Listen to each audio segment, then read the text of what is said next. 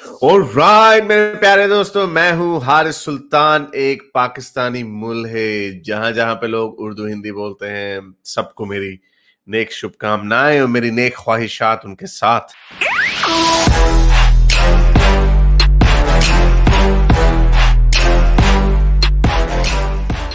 सैयद मनहाज को लेते हैं। सैयद मनहाज, आप म्यूट पे हो, अनम्यूट करो अपने आप को। अस्सलाम वालेकुम भाई, खैरियत से? वालेकुम सलाम। हाँ जी, बिल्कुल ठीक। सर मैं बहुत सुनता हूँ आपको और आपके ख्यालात से बहुत ज़्यादा भी मुतासिर हूँ। सर मेरे को एक आपसे ये सवाल करना है, आपकी क्या राय है आत्मा मतलब रूह जो है उस पे क्या ख्याल है आपका? देखिए, इसका कोई एविडेंस नहीं है। लोग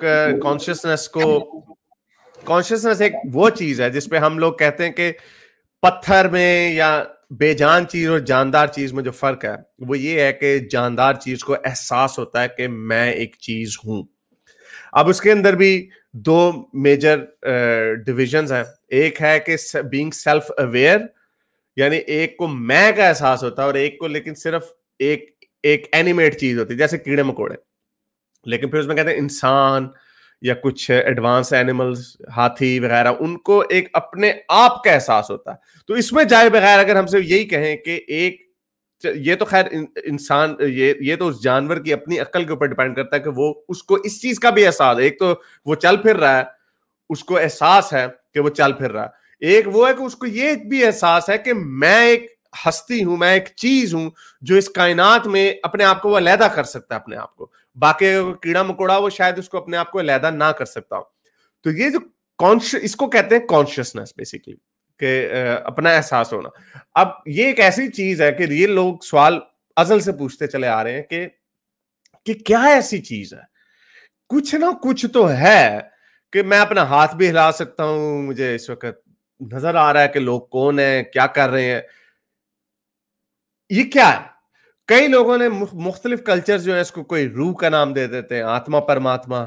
और साइंसी जबान में हम सिर्फ कॉन्शियसनेस कहते हैं, और जितना हम कॉन्शियसनेस को अब समझ रहे हैं, हम ये कहते हैं कि ये सिर्फ एक, ये जो इलेक्ट्रिकल सिग्नल्स जो है, जो हमारे दिमाग के अंदर जो एक्टिविटी हो रही है, ये इसका एक बाय प्रोडक्ट है। अब ये है कि अब इलेक्ट्रिक सिग्नल भी कई लोग पूछते हैं कि क्या इलेक्ट्रिक सिग्नल से उसको इस चीज का एहसास हो जाता है कि मैं हूं। अब मसलन आप ये हमारे बल्ब के अंदर भी तो इलेक्ट्रिकल सिग्नल्स चल रहे हैं, क्या बल्ब को भी पता है कि मैं हूं? ऐसा नहीं है। अब इसमें प्रॉब्लम ये आती है कि अब जितने एडवांस्ड ब्रेन है, अब फॉर एग्जांपल मक्खी का जो ब्रेन होता है उसके अंदर कुछ लाख न्यूरॉन्स होते हैं।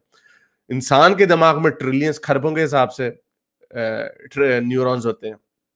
तो क्या ज्यादा न्यूरॉन्स का मतलब जाहिर बात है वो ज्यादा पेचीदा है, ज्यादा कॉम्प्लेक्स है। तो अगर ज्यादा कॉम्प्लेक्स है तो क्या इस वजह से ज्यादा ये बाय प्रोडक्ट निकलता कि उसको इस चीज का एहसास होता है कि मैं कौन हूं? तो प्रॉब्लम यहां पे ये आती है कि लोग इसको सही तरीके से हम लोग डिफाइन नहीं कर पाते। इसी वजह से लोग स्पिरिचुअलिटी में भी चले जाते हैं कि उन्हें लगता है कि हम अपने, अब कॉन्शियसनेस को एक अलग एंटिटी समझ लें, कि एहसास कि मैं हूं। कुछ लोग स्पिरिचुअलिटी में कहते हैं कि हम अपने एहसास को अपने जिस्म से अलग कर सकते हैं। कई लोगों ने दावे किए हुए कि वो ऑपरेशन टेबल में लेटे हुए थे, तो वो उनकी एहसास जो है, उनकी रूह है, अब उसको रूह का नाम दे दे, वो बॉडी में से निकल के देख रही है कि मेरे ऊपर ऑपरेशन हो रहा है, मैं लेटा हूं, डॉक्टर मेरे इर्द गिर्द है। कई लोगों ने इस तरह की भी स्टेटमेंट्स दी हैं, बहुत सारे लोगों ने। उसके ऊपर कई लोगों ने अमेरिका में एक, जब याद नहीं है कौन सा मेडिकल इंस्टीट्यूट था, उन्होंने इससे बचने के लिए एक एक्सपेरिमेंट किया कि जो इर्द गिर्द जो कबर्ड्स होती है ना, उसके ऊपर उन्होंने नंबर्स लिखे हुए थे। तो उन्होंने कहा कि अगर कोई, तुम उठ गए हो, कमरे की छत पे पहुंच गए हो उड़ के, रूह तुम्हारी निकल गई, तो तुम्हें ऊपर से नजर आ जाएगा कि क्या लिखा हुआ है अलमारियों के ऊपर। अब जैसे मेरी अलमारी, इसके ऊपर एक नंबर लिखा हुआ हो, अगर आप उड़ रहे हो तो आप देख, तो जो लोग उन्होंने फिर पूछा कि आपको पता क्या नंबर लिखा हुआ था, किसी को भी नहीं पता था। तो अब ये नहीं कि इसका मतलब कि वो लोग झूठ बोल रहे हैं, वो लोग, उनको इस चीज का एहसास हो रहा है। मसलन बहुत सारे लोग कहते हैं कि हम बेहोशी की हालत में थे जब मरने वाले थे, तो ऊपर एक रोशनी सी आई, रोशनी, व्हाइट रोशनी। तो वो क्या है, वो मोस्टली लोगों के ऊपर वो जो ऑपरेशन टेबल की जो लाइट होती है, वो ऊपर ही रोशनी होती है, मुंह के ऊपर। उसका बंदा आधा अधमुआ होता है, आधा नशे में होता है, उसमें दवाई के इन्फ्लुएंस में होता है, तो शायद वो होती है। फिर लोगों को अपना एहसास होता है। ये भी हम देखते हैं कि जो लोग अपने कल्चर्स में, जिस कल्चर के होते हैं, अब गोरों को हमेशा हजरत ईसा ही मिलने आते हैं जब वो मर रहे होते हैं जब वो जहन्नुम में जा रहे होते हैं, जब वो किसी स्पेस में से गुजर रहे, क्योंकि हमारे जहन में ऐसा ही है ना ख्याल कि जब हम मरते होंगे तो हमारी रूह निकलती होगी जो ऊपर जाती होगी और फिर वापस आती होगी, फिर जन्नत जहन्नुम में जाती होगी, एक वॉइड में से कोई टनल सी होती। तो लोगों को यही जो पॉपुलर कल्चर में बिलीफ है, तो उसी तरह के लोगों को ख्यालात आते हैं जब वो मर रहे होते हैं, तो वो कंफ्यूज हो जाते हैं। जब वो वापस आते हैं वो कहते हैं कि नहीं मेरी रूह निकल गई थी, वो कहीं जा रही थी। हजरत गोरों का हमेशा आता है हजरत ईसा लेने आए थे, मुसलमानों को कोई फरिश्ते लेने आए हुए होते हैं। तो ये इससे हमें पता चलता है हर कल्चर में ये इसका कल्चरल इम्प्रिंट है। प्रॉब्लम असल में ये है कि कॉन्शियसनेस की आते हैं बात। कॉन्शियसनेस की अनफॉर्चुनेटली प्रॉब्लम ये कि हम इसको भी सही तरीके से समझ नहीं पाए। मेरा ये मानना है कि हम इसको सिर्फ उस वक्त समझ पाएंगे जब हम आर्टिफिशियली कोई ऐसी चीज बना लेंगे जो सेल्फ अवेयर और कॉन्शियस हो। हमने गाड़ियां बना दी, हमने कंप्यूटर वगैरह बना दी, ये कॉन्शियस नहीं है, ये अपने तौर पर खुद कुछ नहीं है, ये वही है जो हमने इनको।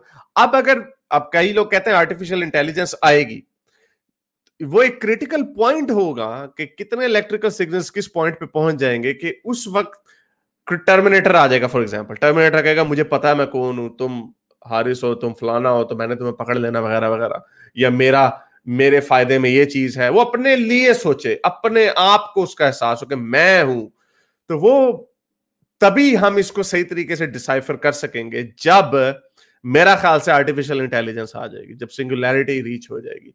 अब आगे पता नहीं होता है नहीं होता, कई लोग इसके ऊपर भी लोगों की डिफरेंट राय है कि नहीं ऐसा तो कभी भी नहीं होगा, कंप्यूटर कभी भी सेल्फ अवेयर नहीं हो सकता। That I think time will tell, लेकिन रूह इटसेल्फ कोई चीज नहीं है।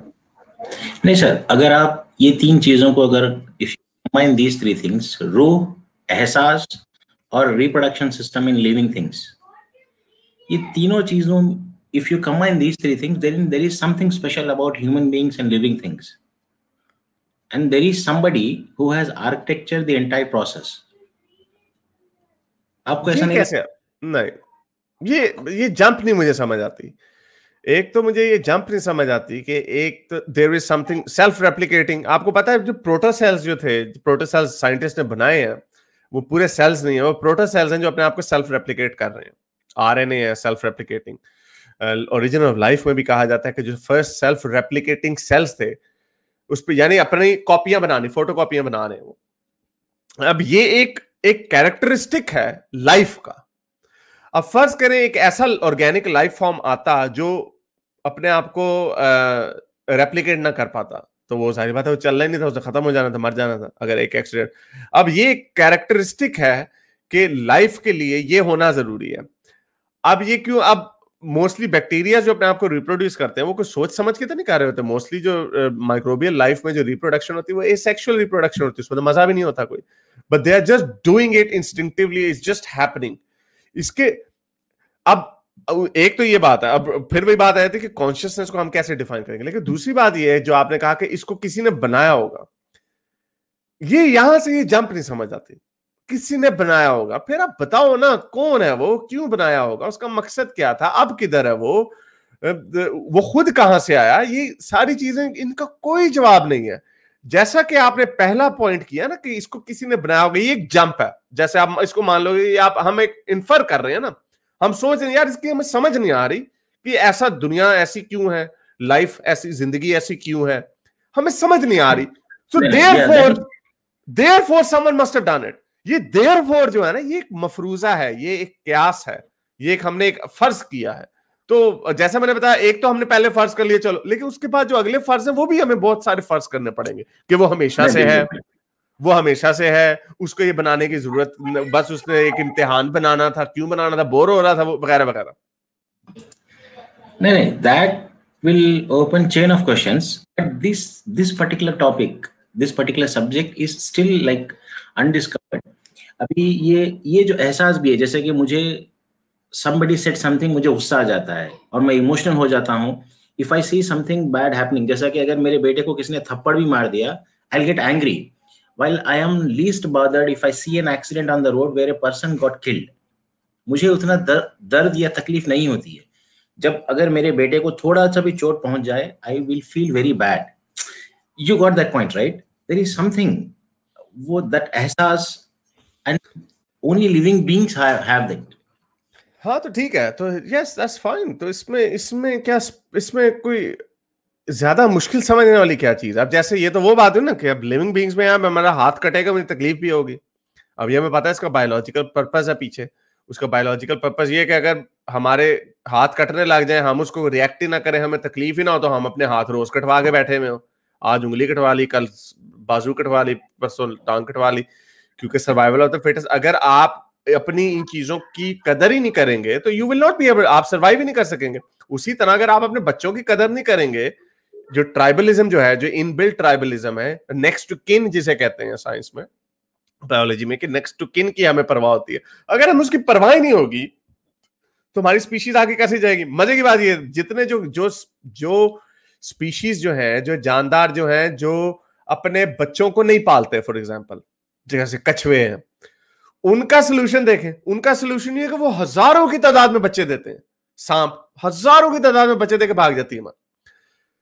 तो और लेकिन जो एक जैसे इंसान या बड़े मैमल्स जो है, वो एक एक बच्चा, हाथी 20 महीने लगा के एक ही बच्चा पैदा करता है, और वो उसका बॉन्ड इसीलिए उसके साथ इतना स्ट्रांग है, क्योंकि जाहिर बात है अगर माँ का ममता ही नहीं होगी अपने बच्चे के साथ, तो स्पीशीज बड़ी जल्दी खत्म हो जाएगी। तो ये सोच का नहीं, इसको सारों को जब हम इसकी चेन को देखते हैं तो उससे ये नहीं लगता कि इसको किसी ने बनाया होगा, क्योंकि बड़े भोंडा निजाम है जिसने भी बनाया। इससे लगता है यही है कि नेचर में, कुदरत में वही चीज रहती है जो कारामद होती है, जो यूजफुल होती है। अब देखो क्या इसकी क्या लॉजिक है कि 1000 बच्चे पैदा करने हैं, उनमें से 5 या 6 ही बचेंगे सिर्फ। इसकी क्या लॉजिक है? वो जो बच्चे जो पैदा हुए हैं, फौरन अभी वो कछुए अभी निकले ही अंडे से, ऊपर से आके चीलों ने आके उनको उनका कत्लेआम शुरू कर दिया। वो कछुआ कहेगा भाई मेरा क्या कसूर है, भाई मुझे कछुआ तुमने अल्लाह मियां बना दिया, या एनी हाउ जो भी गॉड है।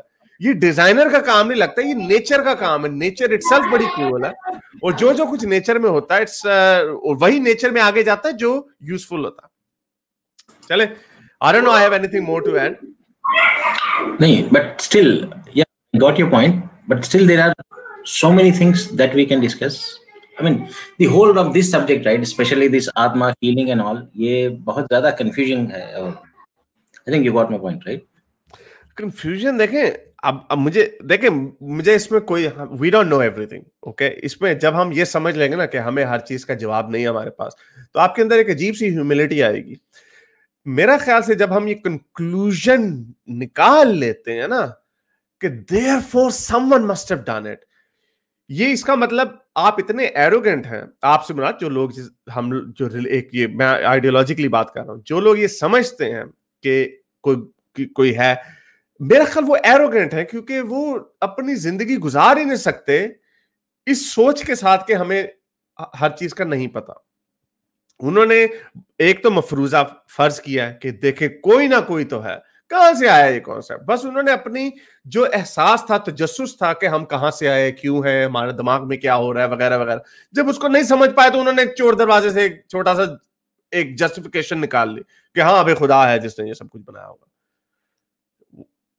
ये क्या, इससे ये एरोगेंस नहीं कि हम अपने आप को इतना नहीं कह सकते कि हाँ भाई ठीक है हमें नहीं पता इस चीज का, लेकिन जो ऑल्टरनेटिव दिया जा रहा है वो तो बिल्कुल भी कहीं से लॉजिक में सेंस नहीं बनती उसकी। चलें, okay sir, thank you. Okay, thank you. मेरे इस नए काम को जारी रखने के लिए मुझे पेपैल या पेट्रियन पे जरूर सपोर्ट कीजिए, ताकि मैं अपना पैगाम ज्यादा से ज्यादा लोगों तक पहुंचा सकूं।